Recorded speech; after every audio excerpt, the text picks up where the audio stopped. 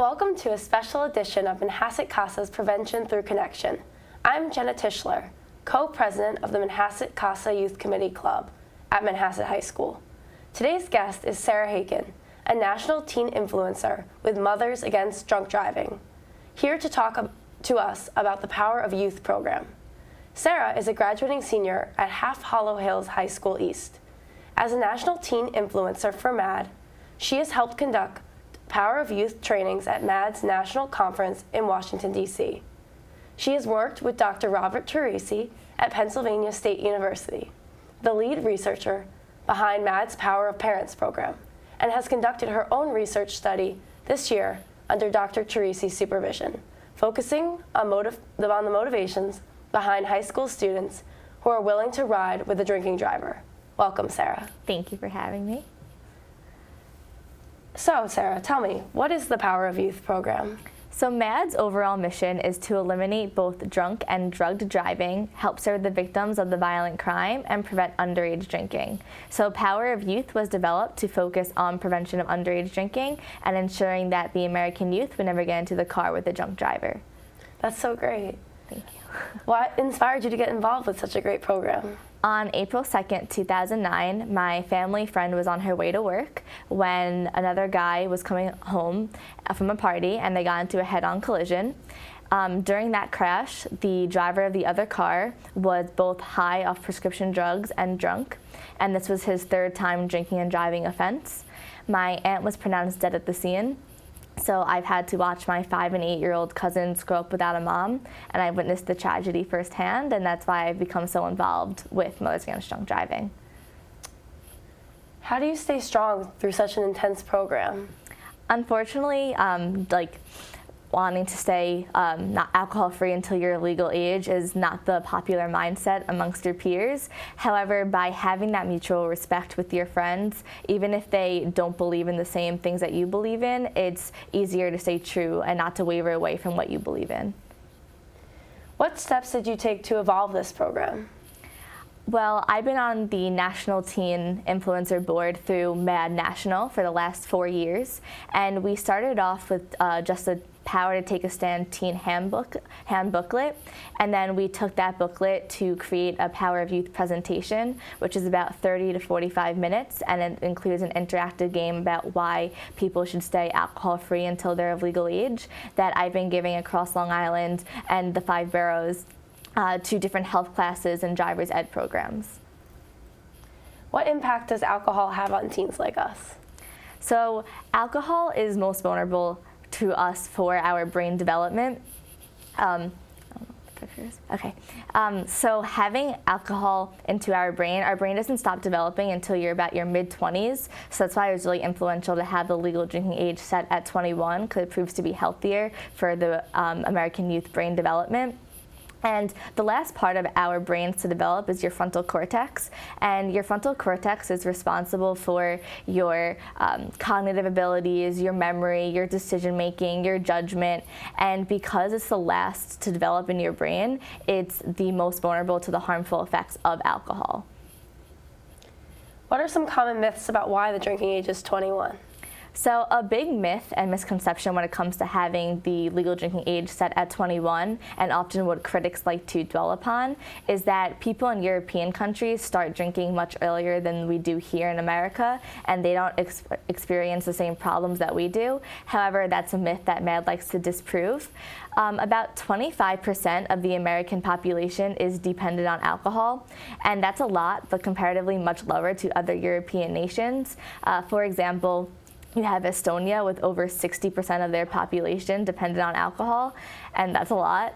And it's they have a legal drinking age set at 18, and it's scientifically proven that the earlier you start drinking, the more likely you are in developing an alcohol dependency. And that leads into another myth that MAD likes to disprove, is just that this idea that if teenagers start drinking now, it's just a phase and they'll grow out of that phase. But because they're starting so early, it becomes a factor in their life that they can't live without. And it ends up that drinking alcohol becomes a phase that you can't grow out of. Thank you for dispelling those myths for us. What effect does alcohol have on the adolescent brain? So that just goes more into the frontal cortex with just how it affects your decision making, which is why you often make decisions that you'll regret when you're under the influence of alcohol, and also your memory, because there's a brain scan that shows activation in a 15-year-old non-drinker and then a 15-year-old heavy drinker, a self-proclaimed heavy drinker who hasn't had alcohol in 2 weeks.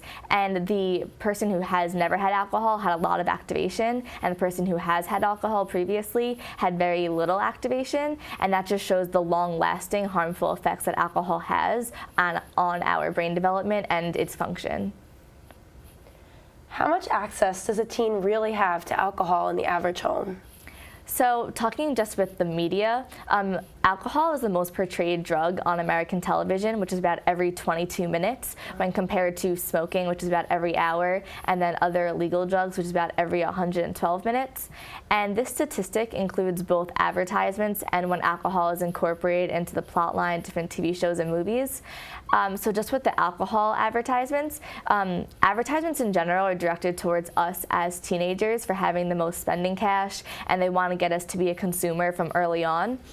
And specifically for alcohol, they portray alcohol in a much more positive light than the reality of it to try to grab the underage population.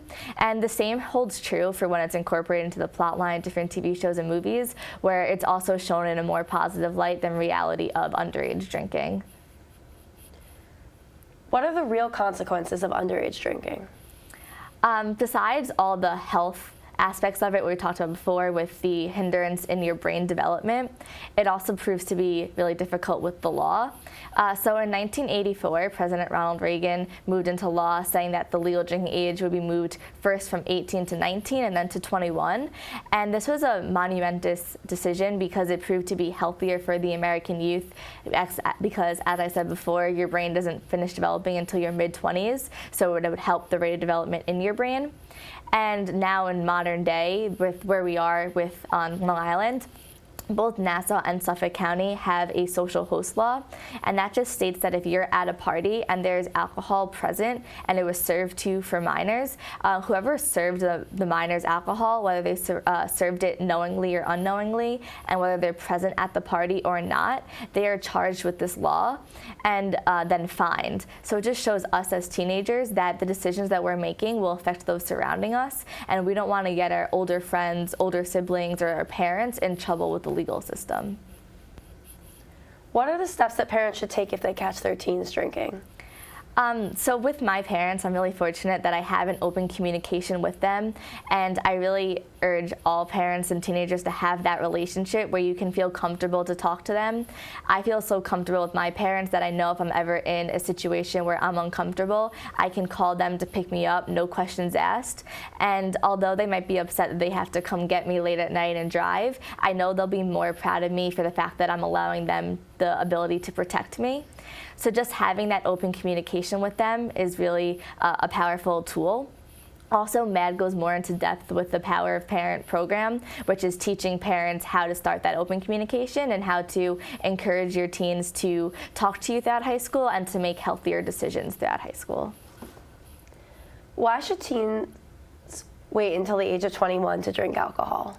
Something that you hear throughout high school is all the negative aspects of alcohol as to why you shouldn't, but I think it's really important to understand the beneficial aspects of waiting until you're 21, because it's sort of praising you for following the law and rewarding yourself for doing the right thing. So first off, the earlier you start drinking, the more likely you are in developing an alcohol disorder, which is obviously something that no one wants to have later on in their life. Also, you can have, you'll have like better memory, as I talked about before with the brain scans. You won't get into legal issues because you're not breaking the law.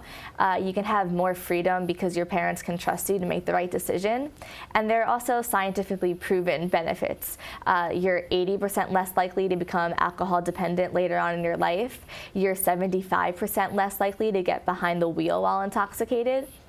You're 85% less likely to get into an alcohol-related crash, and you're 90% less likely to you're 90% less likely to get into a fight or to get spontaneously injured while intoxicated later on. So just by staying true to the law and obeying the law and staying alcohol-free until you're 21, it's also just healthier for your body, and you're putting yourself in a better opportunity for later on.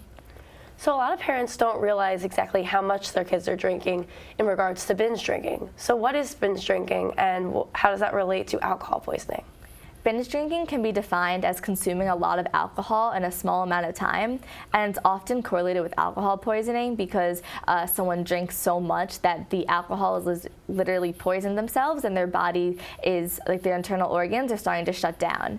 So there are some signs of alcohol poisoning, which includes throwing up, getting really pale or clammy, or passing out. And it's just really important for us as teenagers to understand that if we ever see these signs in your friends or in any of your peers, that you get help for them, no matter what the consequences are, either with the police or with your parents, because it's more, it's better to get your friend help or to get your peer help and to be in a little bit of trouble than being the reason that you have to go to another funeral. And it's often, people just kind of neglect it, but alcohol poisoning does often lead to deaths. Thank you, Sarah. This is a good time to take a break and view a public service announcement from Jesselyn Chuang, member of Manhasset CASA's Youth Committee Club. Jesselyn's PSA was recently awarded first place for her 30-second entry in Nassau County's third annual Drug Alternatives PSA contest.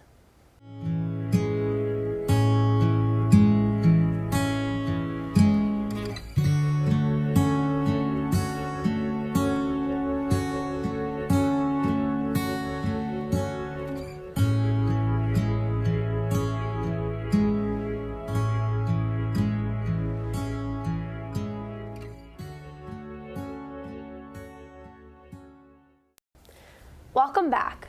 We are talking with Sarah Haken, a national teen influencer with Mothers Against Drunk Driving, or MAD. So Sarah, you mentioned earlier the consequences and about binge drinking and binge drinking in general. Can you tell me more about that? Binge drinking, often people think the majority of teenagers are doing it. However, on a national average, only 1 out of 6 teenagers are binge drinking.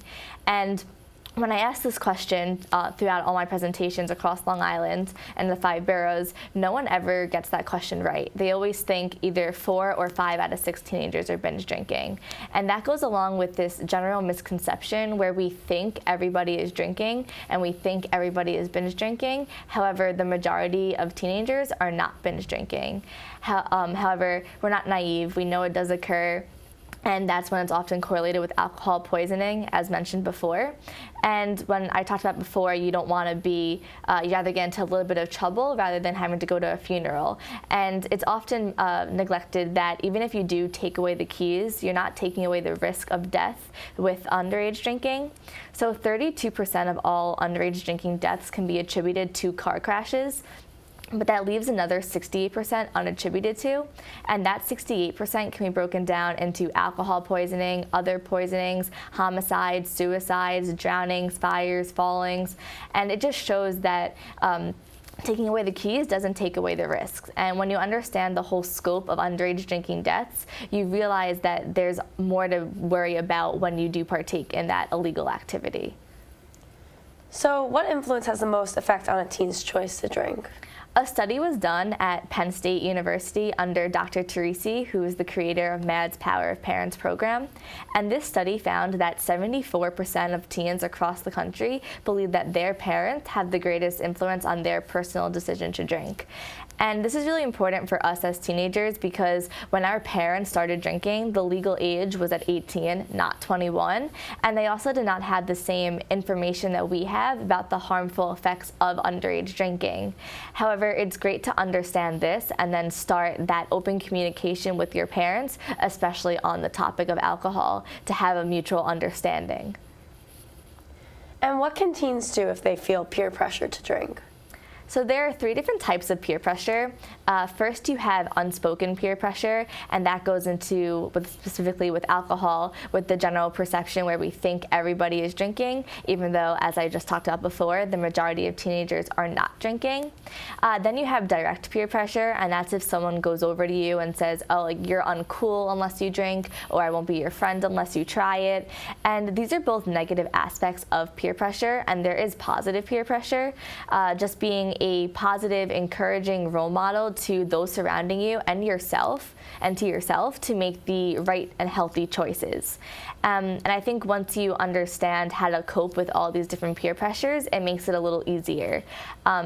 MAD also has a set ideas of what you can do to help you stay true to what you believe in throughout high school. They really strongly advocate to talk to your parents and to have that open communication with them, especially on the topic of alcohol. And after having that discussion with them, to make a plan if you're ever in a potential situation that'll make you uncomfortable. For me, after having that discussion with my parents, we decided to have a code word. So if ever I'm in a situation where I don't feel safe, I will text my parents and tell them that my aunt called, and they'll know that wherever I am, they'll come pick me up, no questions asked. And I find this the best way for me because it seems like to my friends that my parents are uncool for making me leave rather than me being the uncool one for wanting to leave. MAD also urges teenagers to practice saying no so that if the time comes that they're in a situation where they don't feel comfortable, they'll be more comfortable with saying no. They also try to teach teenagers how to have fun and to get involved that doesn't involve the use of alcohol. I think that's really important because throughout high school you go through some really stressful times and you just want to have fun with your friends and release your stress. And it's important to realize that you don't need alcohol or other drugs to enjoy your time. Also, it can even make your time a little bit worse because it'll affect your academic and your athletic performance. And next is the MAD thinks that we should always set goals. And although it's a cliche that you hear throughout high school that the decisions we make today will affect our future, it's cliche for a reason because it's true, and you don't want to hurt yourself now with the decisions you make. Rather, you want to make sure you're optimizing all your opportunities for the future. Thank you, Sarah, for being here with us today and sharing so much information about alcohol and underage drinking. In 2014, 50% of 11th and 12th grade students in Nassau County reported drinking alcohol in the past 30 days. But the more important statistic is that most young people aged 12 to 20 do not drink. We hope that today's program has provided you with important facts about why teens have the power to say no to alcohol before the age of 21. Today, we know that alcohol affects every organ in our bodies, including our brains, which continue to develop through age 25. Underage drinking can hurt our chances of success in the classroom and on the sports field, as well as cause problems with our friends and family. To put it simply, teens do not need alcohol to fit in, deal with stress, or have fun. For additional resources about underage drinking prevention, visit Manhasset CASA's website at manhassetcasa.org or like them on Facebook. Until next time, this is Jenna Tischler for Prevention Through Connection, wishing you a happy and healthy tomorrow. Thank you.